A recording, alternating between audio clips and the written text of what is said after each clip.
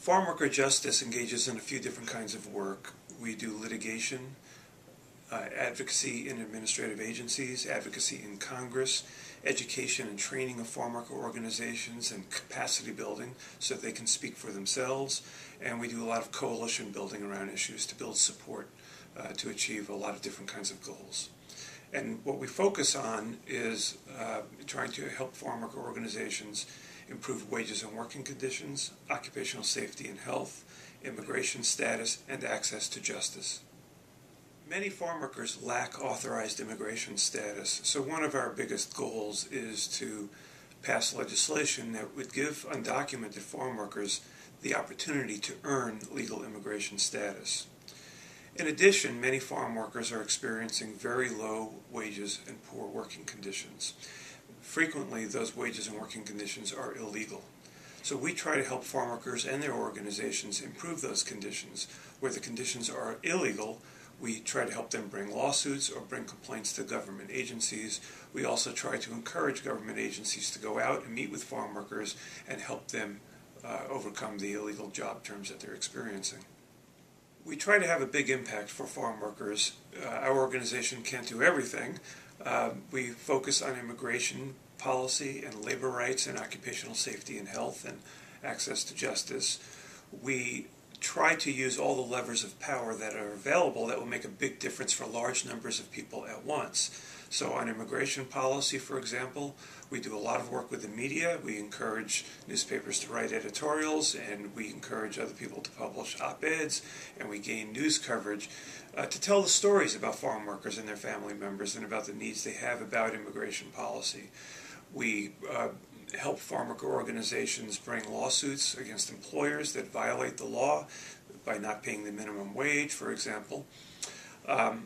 And we try to help farm workers advocate in federal agencies such as the Occupational Safety and Health Administration to obtain coverage under safety standards that are applicable to other employers and employees, but are currently not applicable to agriculture.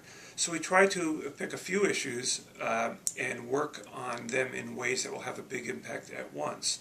Now, to do that, we need to cooperate with a lot of different kinds of organizations, not just farm worker organizations. We work with immigration rights groups, labor unions, religious organizations, civil rights organizations, and many others, local, regional, and national in scope. So it takes a lot of effort to develop all the tools of power that will have an influence on farm workers, and to build coalitions and partnerships that can carry out this kind of work in a broad way. Law firms and corporate counsel can engage in a lot of pro bono work that would help farm workers change the circumstances they're in. Some law firms might like to engage in legislative lobbying on immigration policy. Some might like to help us advocate in federal agencies for changes in policies, especially those that exclude farm workers from safety protections that other workers enjoy. We try to educate federal agencies about enforcing the law more effectively and understanding the conditions that farm workers are in. Law firms could help us engage in that kind of advocacy. And for example, many farm workers now don't speak Spanish or English.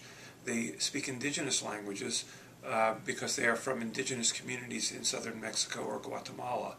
So educating federal officials about how you help those kinds of folks is very important, and law firms could help us do that. Law firms could help us bring lawsuits against federal agencies that are not complying with the law.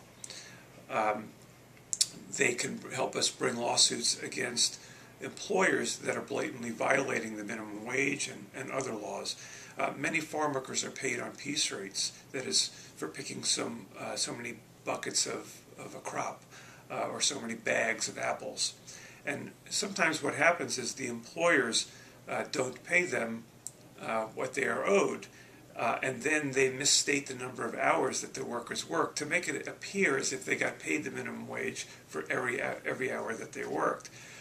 There are many employers that would prefer not to do these kinds of illegal things, but they are competing against other employers that are violating the law.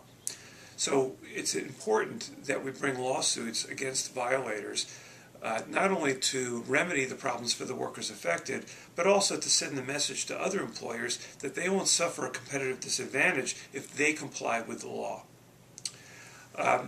There are a number of issues, social issues, policy issues, legal issues that require education, and law firms could help us write reports and other publications for a variety of audiences. The reports can educate policymakers about issues.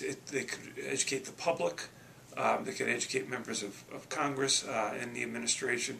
There are a variety of audiences that would benefit from analyses of the law and policies and just the situation of farm workers.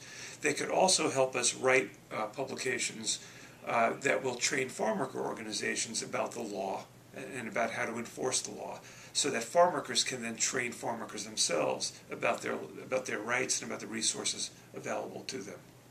So there are a lot of different projects that Pro Bono Council could help us with. Some of them are in the United States, but some of them are international in scope. For example, there are a number of laws inside Mexico that protect the farm workers who are migrating from Mexico into the United States. But there have been inadequate resources available to help farm workers enforce their rights inside Mexico while they are being recruited inside Mexico for the work in the United States. These Pro Bono Council could help us educate workers in Mexico about their labor rights in Mexico and help us enforce those labor rights there. We also do work at the International Labor Organization, which is based in Geneva, Switzerland, and is part of the United Nations. We do some work with the ILO, and we would very much like to expand our work by educating people in the United States about the international standards that have been adopted that apply or could apply to farm workers in the United States. So there are a range of issues at the national and international level. Another way in which Pro Bono Council could help farm workers is to enable us to help them communicate with local farm worker groups and local legal aid groups around the country. Our organization coordinates a lot of the work and communicates with a lot of the groups that are performing work around the country. So we can act as a go-between for law firms that would like to help local groups on individual cases around the country. So we welcome the opportunity to meet with Pro Bono Council to talk about ways in which their interests might match with the needs of farm workers.